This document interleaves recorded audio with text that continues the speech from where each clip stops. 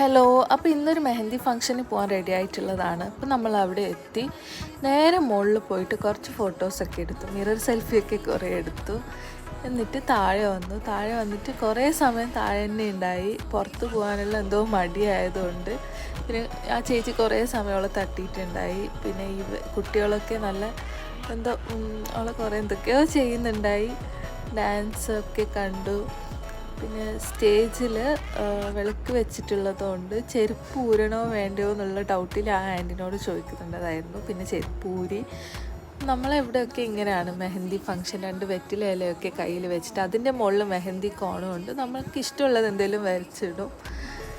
പിന്നെയും ഡാൻസൊക്കെ കണ്ടു. അവളും നല്ല ഹാപ്പി ആയിട്ടുണ്ടായി. പിന്നെ ഇവളെ ഫേവറേറ്റ് മുടി വലിക്കൽ. നമ്മൾ തിരിച്ച് ഫുഡൊക്കെ കഴിച്ച് തിരിച്ച് വരാൻ ഇറങ്ങി. തിരിച്ച് വീട്ടിലേക്ക് നടന്നു. അത്രയേ ഉള്ളൂ.